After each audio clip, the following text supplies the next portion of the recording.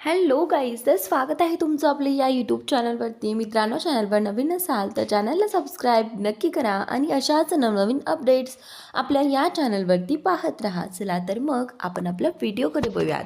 तर मित्रांनो, आता इथं शिवनाथ आणि उमा बोलत असताना राघवने त्या दोघांचं सगळं काही बोलणं ऐकलं होतं.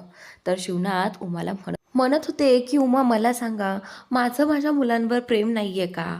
तुम्हाला असं वाटतं का की मी माझ्या मुलांवर प्रेम करत नाही आहे? हे पहा, मला हे असं वाटतं की त्यांना माफ करावं आणि त्यांच्याशी बोलावं, पण नाही उमा, मला असं नाही करता येत. माझी राहिलेली 2 मुलंसुद्धा ह्यांच्याच पावलावर पाऊल ठेवून असंच लग्न करतील आणि त्यांना काय वाटेल मला सांगा. आमचे आप्पा काहीच करत नाहीत, फक्त थोडा वेळ रागवतात आणि मग ॲक्सेप्ट करतात.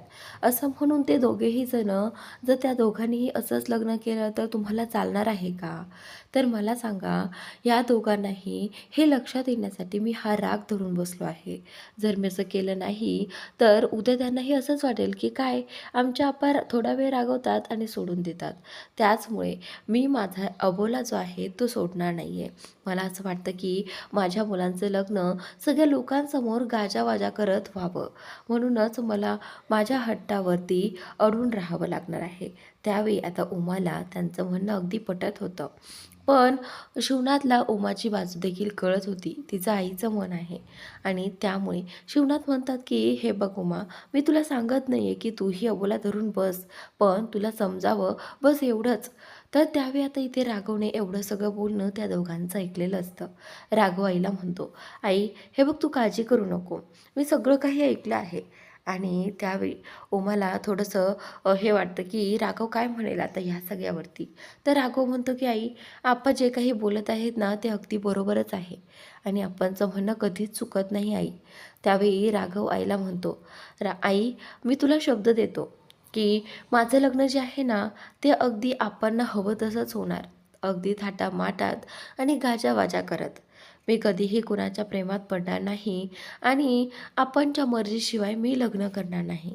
आपण जी मुलगी माझ्यासाठी पसंत करतील त्या मुलीशी मी लग्न करणार, असं आता राघव उमाला म्हणत असतो. इकडे आता उमाची आई गॅलरीमध्ये थांबून मुलांचा खेळ पाहत असते आणि तो खेळ पाहून इथे ती खूप खुश होते. तेवढ्या तिथे छाया येते आणि छाया म्हणते की आई, चला जेवायला, जेवणाची तयारी झाली आहे. तेवढ्यातच तिची नजर समोर जाते, तर पाहते तर काय, समोर लग्नानंतरचे खेळ चाललेले असतात. तर तेवढ्यातच ती म्हणते की अरे वा, म्हणजे सगळ्यांनी इथे ॲक्सेप्ट केलं दिसते. म्हणजेच उमाताईने आणि शिवनाथने या दोघांना ॲक्सेप्ट केलं आहे आणि म्हणूनच ही खेळ चालले आहेत.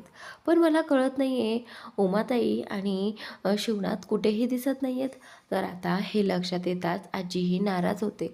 खरंच या दोघांनी यांना आपलं मानलं आहे की नाही? त्या दोघांची गैरहजेरी जी आहे ती आता इथे आईला सतवत आहे. ती इकडे तिकडे पाहते आणि त्यावेळी आता इथे छाया बोलते की चला आई, हे पहा, आता सगळं काही व्यवस्थित होईल, तुम्ही काळजीच करू नका. एवढे सगळे खेळ झाले म्हटल्यानंतर उमाताई आणि शिवनाथ लवकरच मुलांना ॲक्सेप्ट करतील. तर आता इथे आजीची आहे ती रात्र झाली आहे तरी त्यांनी त्या दोघांना बसवून ठेवलेलं आहे, म्हणजेच ह्यांची मावशी. त्यावेळी आता इथे प्रियंका म्हणते की मावशी, आता झाली की नाही हे खेळ? खरं तर ना ते अगदी बोर झालेले आहेत, खूप कंटाळाला आहे तिला, कारण आज सकाळपासनं ते दोघेही जण खेळ खेळायला बसली होती, पण यांनी इतकं ताटकळून ठेवलं ना त्यांना, कारण त्यांना रात्रीची तयारी करायची असते. इकडे आता उमा आणि राघवचं बोलणं सुरू असतं. उमा आणि राघव दोघेही जण एकमेकांशी बोलत असताना उमा म्हणते की राघव, तू खूप समजूतदार आहे आणि तूच माझं ऐकणार, असं म्हणत आता ती प्रेमाने राघवचं कौतुक करत असते. खूप गुणी आहे माझा राघव, असं म्हणत आता तिने खूप तोंड भरून राघवचं कौतुक केलेलं आहे. त्या दोघांचं बोलणं झाल्यानंतर राघव जो आहे तो बाहेर येतो. बाहेर आल्यानंतर पाहतोय की अजूनही आजी त्या दोघांचा काही ना काही खेळ घेत असते. तेवढ्यातच आता ह्या तिघांची तयारी करून झालेली असते. म्हणून राघव जो आहे तो म्हणतो की चला, आता या पुढचा खेळ तिकडे आहे, त्यामुळे इथलं आता सगळं बंद करा आणि माझ्यासोबत चला, असं म्हणत आता इथे राघवने श्रीधरला पकडलं आहे आणि वेदाने वहिनीला धरलं आहे. त्या दोघांनाही घेऊन ते आतमध्ये चाललेले असतात. तर त्याचनंतर आता इकडे सगळ्यात छान सरप्राईज म्हणजे हे असतं. त्या दोघांचेही डोळे झाकून खोलीपर्यंत आणलं जातं. राघवने श्रीधरचे डोळे बंद केलेले असतात आणि इकडे प्रियंकाचे डोळे वेदाने बंद केलेले असतात. त्यावेळी आता इथे दोघेही जण एकाच वेळी त्यांचे डोळे जे आहेत ते उघडतात, हात काढतात त्यांच्या डोळ्यांवरचे. तर त्यावेळी आता जेव्हा त्यांनी हात काढले त्यावेळी ते दोघेही जण तिकडे पाहतच राहतात, कारण त्यांची खोली छानपैकी सजवलेली होती, अगदी हनीमून नाईटसारखी. हे पाहून ना त्यांना खूप आनंद होतो. तर त्यावेळी आता इकडे राघव आणि वेदा दोघेही जण खूप खुश असतात. त्यानंतर कारण त्यांनी ही रूम सजवलेली असते ना, इकडे आता त्यांना वाटतं की त्यांचं कौतुक होईल. तरी देखील प्रियंका त्या सगळ्यांना म्हणते की खरंच आजचं हे सरप्राईज जे आहे ना, मला ते खूप आवडलं. आजचं हे सरप्राईज बेस्ट होतं. तर त्यावेळी तेवढ्यातच इथे आजी येते. आजी म्हणते की काय गं पोरी, म्हणजे ते सरप्राईज तुला आवडलं नाही तर? त्यावेळी आता इथे राघव जो आहे तो बोलतो की आजी, अगं तसं नव्हतं म्हणायचं त्यांना. हे बघ, हे सरप्राईज त्या सरप्राईजपेक्षा त्यांना जास्त आवडलं, बस एवढंच म्हणायचं आहे त्यांना. तर त्यानंतर आता इकडे राघव बोलतो की चला आता आपण वेळ न घालवता त्यांना आज जाऊ देऊयात, कारण आज सकाळपासून ते खेळ खेळून खूपच थकले आहेत. तर तेवढ्यातच वृंदा तिथे येते. वृंदा आल्यानंतर वृंदा अचानकच रूममध्ये जायला लागते. तेवढ्यात राघव आणि या बंटीला काहीच कळत नाही की वृंदाताई नक्की काय करते आहे. तर आता वृंदाताईने त्या दोघांचा रस्ता अडवलेला आहे आणि हे पाहताच श्रीधर आणि प्रियंका आश्चर्याने पाहतात की वृंदाताई नक्की काय करते आहे. त्यावेळी आता वृंदा जी आहे ती म्हणते, हे पहा, आतमध्ये तेव्हा जाऊ देईल जेव्हा श्रीधर मला पैसे देईल. त्यावेळी आता श्रीधर बोलतो की ताई, हे काय आहे आता नवीनच? तर आता इथे श्रीधर बोलतो की बरं, मग किती पैसे द्यायचे? त्यावेळी ताई बोलते की तुला 5,000 रुपये द्यावे लागतील. जेव्हा तू 5,000 रुपये मला देशील तेव्हाच मी तुला आतमध्ये जाऊ देईल. त्यावेळी आता श्रीधर बोलतो की ताई, अगं हे काय करतेस तू? त्यावेळी ताई बोलते की हे बघ, लग्नाच्या वेळी मी रस्ता अडवायला नव्हते, पण आत्ता मी आहे, तर मी माझा मान आत्ता घेणार आणि तुला तो द्यावाच लागणार, असं आता इथे वृंदा श्रीधर आणि प्रियंकाला म्हणत असते. त्यावेळी आता इथे श्रीधरला कळत नसतं की एवढे पैसे कुठून देऊ. तर आता बंटीच्या खिशात काही पैसे असतात, राघवच्या खिशात काही पैसे असतात, मिळून आता सगळ्यांचे मिळून आता ते वृंदाला पैसे देतात. तर आता इकडे बंटीने त्याच्या खिशातनं काही पैसे काढले आहेत आणि इथे बंटीला माहीत आहे की श्रीधरकडे एवढे पैसे तर नसतील, ते हे स्वतःच्या खिशामध्ये, कारण पैशांचा हिशोब जो आहे तो सगळा शिवनाथकडे असतो, त्यामुळे मुलांकडे एवढे पैसे खर्च करायला नसतात. तर आता इकडे राघवने काहीतरी जुगलबंदी करून पैसे तर जमा केलेले आहेत. तर आता राघवचं म्हणणं असतं की हे श्रीधरकडे द्यावे लागतील, नाहीतर ताई जी आहे ती खूप कांगावा करेल आणि त्या दोघांनाही आतमध्ये जाऊच देणार नाही. इकडे आता राघव जो आहे तो श्रीधरशी गप्पा मारण्यात गुंग आहे. श्रीधरला बोलतो की श्रीधर, अरे असं काय करतो? हे बघ, ताईंचं म्हणणं तुला टाळावं लागणार नाही, ताईंचं म्हणणं तुला ॲक्सेप्ट करावं लागणार आहे आणि तुला ते पैसेही द्यावे लागणार आहे. तर त्यावेळी राघव आणि बंटीने मिळून त्याच्या हातात पैसे ठेवले आणि मग वृंदाचं लक्ष नसतानाच इथे श्रीधरने तिच्या हातात पैसे ठेवले. त्यानंतर आता पैसे ठेवल्यानंतर त्यांना वाटतं की आता तरी ताई त्यांचा रस्ता अडवेल, पण नाही, ताई त्यांचा रस्ता अडवायला तयारच नसते.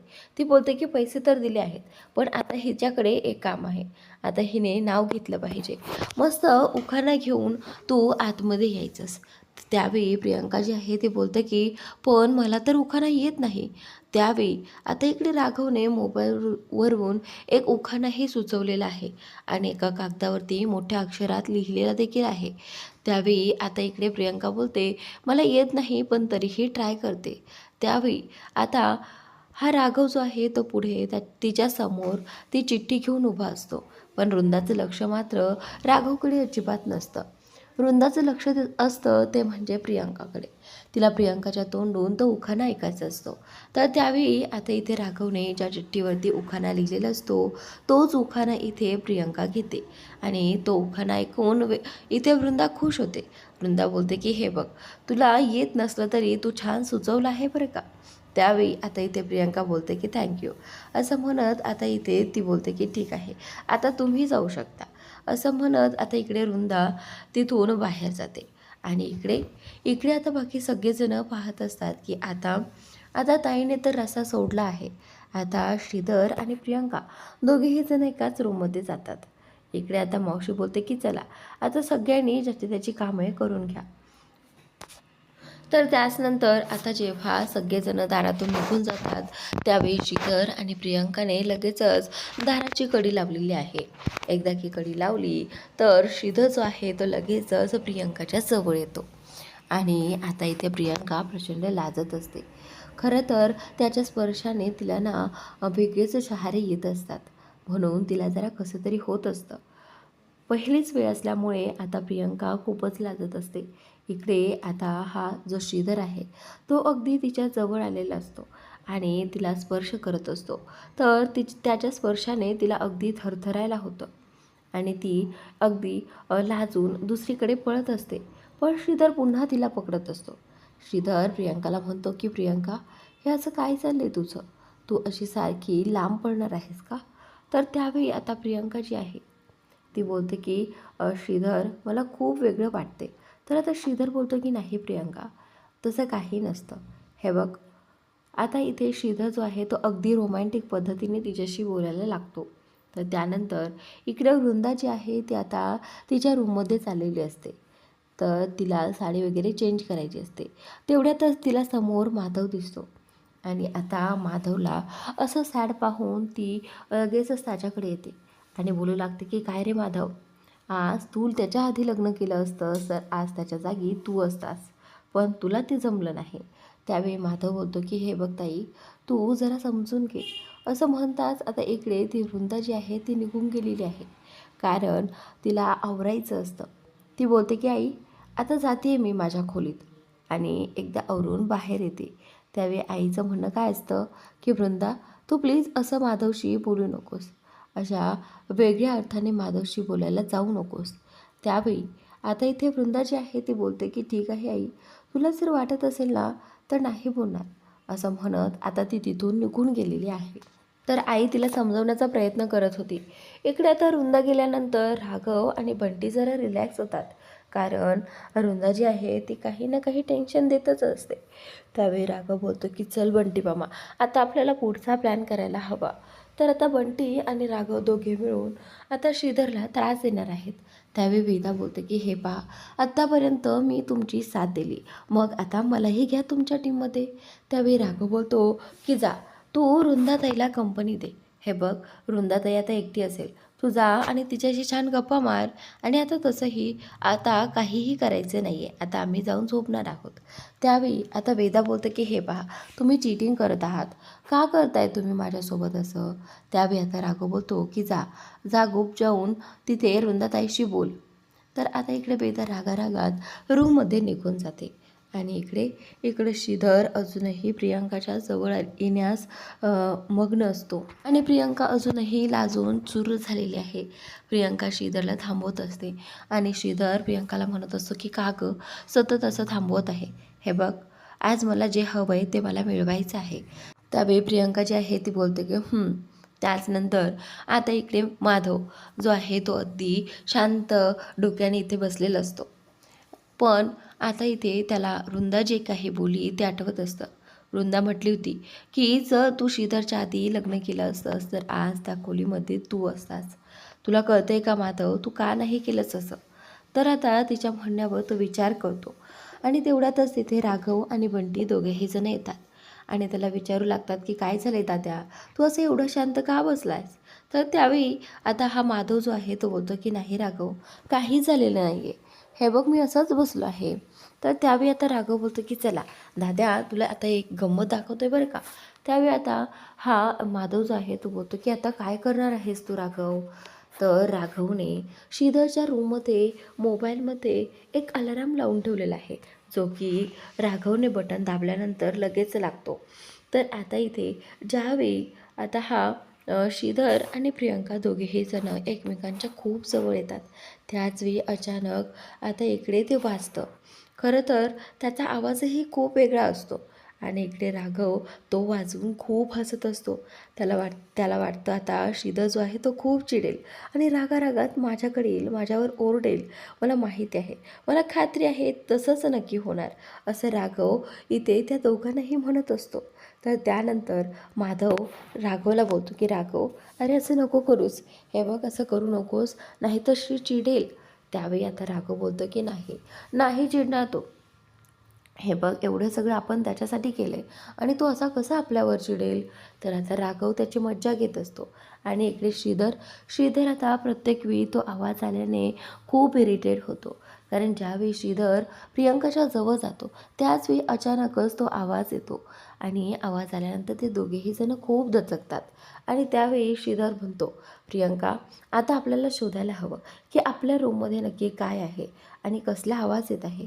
तर आता प्रियंकाने मग श्रीधर दोघेही जण ती रूम चेक करू लागतात आणि त्या रूममध्ये त्यांना दिसतंय की मोबाईलमध्ये हा आवाज येत आहे. त्यावेळी प्रियंका खूप हसते आणि प्रियंकाच्या सगळं काही लक्षात येतं. म्हणजे हे जे काही केलं आहे ना ते राघव भाऊजी शिवाय दुसऱ्या कोणीही केलेलं नसणार. तर आता प्रियंका आणि श्री दोघेही जण दरवाजा उघडतात आणि बाहेर जायला पडतात. इकडे प्रियंका इथे श्रीधरला समजावत असते की प्लीज तुम्ही त्यांना काही बोलू नका. त्यावेळी आता इथे श्रीधर बाहेर आल्यानंतर राघवला आवाज देतो की राघव बाहेर ये, राघव बाहेर ये. आता दोन आवाज मोठ्याने दिल्यानंतर राघव आणि बंटी दोघेही जण त्यांच्यासोबत माधवही बाहेर येतो. त्यांना पाहायचं असतं की श्रीधर नक्की काय बोलतो आहे. त्यावेळी आता आईही येते आणि वेदाही येते. आई बोलते की श्री, अरे काय झालं आहे, असं मोठ्याने का ओरडत आहेस. त्यावेळी आता श्रीधर जो आहे तो बोलतो की आई, हा राघव मला त्रास देतोय. तुला माहिती आहे का, ह्याने रूममध्ये काय केलं आहे, रूममध्ये एक आवाज करून ठेवलेला आहे जो की सारखा वाजतोय, सारखा डिस्टर्ब करतोय आणि त्याने त्रास होतोय. त्यावेळी आता इथे सगळ्यांच्या लक्षात येते की म्हणजे आतमध्ये काय चाललं होतं. त्यावेळी आता इथे ही जी उमा आहे ना तिला हे हसायला येतं. राघव खूप विचित्र मुलगा आहे आणि कशा पद्धतीने त्रास देतो त्या दोघांना. इकडे उमा राघवला काहीच बोलत नाही. तर ती श्रीधरला बोलते, मग मग काय होतंय नेमकं, प्रॉब्लेम काय आहे. तर त्यावेळी आता इथे हा आपला श्री जो आहे तो बोलतो की हे बघ ताई, काही होत नाही, जाऊ देत, असं म्हणत आता इकडे तो आतमध्ये जायला लागतो. तेवढ्यातच आता इकडे हा राघव जो आहे तो बोलतो की हे बघ मी काहीही केलेलं नाही हा श्री. तर आता श्रीधर बोलतो की मला माहीत आहे, तुझ्याशिवाय हे कोणी करूच नाही शकत दुसरं. तेवढ्यातच आता मावशी येते आणि मावशी म्हणते की काय रे पोरांनो, का भांडतायत सारखे सारखे. त्यावेळी आता श्रीधर जो आहे तो मावशीला सांगू लागतो आणि इकडे मावशी म्हणते की थांबा, मी साहेबालाच आवाज देते, जेव्हा साहेब येतील त्यावेळी तुम्हाला कळेल की चूक कोणाची आहे ते. त्यानंतर आता राघव जो आहे तो बोलतो की ठीक आहे, नको आवाज देऊ साहेबांना, हे बघ माझी चूक आहे, मी मान्य करतो आणि माफी मागतो. चला आता जा, आतमध्ये जा आणि आवरा. त्यावेळी आता इथे श्रीधर जो आहे तो बोलतो की आई बघ कशा पद्धतीने बोलतोय तो माझ्याशी. त्यावेळी आता राघव जो आहे तो बोलतो की आता नाही बोलणार, जा तू तुझ्या रूममध्ये जा आणि जाऊन झोप. त्यानंतर आता इकडे श्रीधर आणि प्रियंकाला सगळेजण हसत असतात. आई तर सगळ्यात जास्त, कारण आईला हे सगळं पाहून ना खूप आनंद झालेला असतो की त्यांची मुलं जी आहेत ती अगदी किती गोड पद्धतीने एकत्र येतात आणि एकत्र भांडतात वगैरे सगळं काही. तर त्याचनंतर आता पुढील भागात इकडे दुसऱ्या दिवशी सकाळी श्रीधर जो आहे तो बोलतो की प्रियंका आज तू खूप छान दिसते आहेस. आणि तो बाथरूममध्ये गेलेला असतो आणि तो टॉवेल विसरून आलेला असतो. म्हणूनच आता तो टॉवेल मागत असतो. त्याला वाटतं की प्रियंकाच आहे, पण तिथे प्रियंका नसते, तो राघव असतो. आणि इथे श्रीधरने राघवला आतमध्ये ओढून घेतलेलं असतं. त्याला वाटतं की ही प्रियंकाच आहे, पण राघवही त्याच्यासोबत मजाक करतो. राघवही त्याला हात देतो आणि इकडे आता श्रीधरने त्याला ओढलं जातं आणि त्याच्या गळ्यात तिथे राघव असतं. हे पाहून ना तो खूप चकित होतो आणि राघववरती प्रचंड चिडतो. तर मित्रांनो, आता पुढील भागात तुम्हाला असं काही पाहायला मिळणार आहे. इकडे ही अन्विता छायाला म्हणत असते की तुला माहिती आहे त्या दिवशी तू भूत पाहिलं होतंस, म्हणजे त्या दिवशी तुला कोण दिसलं होतं. त्यावेळी आता छाया जी आहे ती बोलते की कोण होतं अन्विता? मी तुला विचारणार होते की कोण होतं, मला माहिती होतं की ते भूत नाही आहे. त्यावेळी अन्विता जी आहे ती छायाला म्हणते तुला माहिती आहे त्यावेळी रूममध्ये कोण होतं? तर ती सांगू लागते की तो राघव आणि त्याची आत्ताची नवी सून म्हणजेच ती प्रियंका. त्यावेळी आता हे ऐकल्यानंतर इथे आईलाही धक्का बसतो आणि पाठीमागून भास्कर आणि पद्माने इथे अन्विताचं बोलणं ऐकलेलं आहे. त्यावेळी भास्कर जो आहे तो रागात म्हणतो त्याची हिंमत कशी झाली माझ्या घरामध्ये पाऊल ठेवायची, असं म्हणताच आता इकडे अन्विता घाबरलेली आहे आणि पद्माला देखील कळालेलं आहे की नक्की अन्वितावरती भास्कर का चिडलेला आहे. तर मित्रांनो, आजचा भाग इथेच संपतोय. पुढील भाग नक्की पहा आणि आपल्या या चॅनलला अजूनही सबस्क्राईब केलं नसेल तर सबस्क्राईब नक्की करा. Thanks for watching.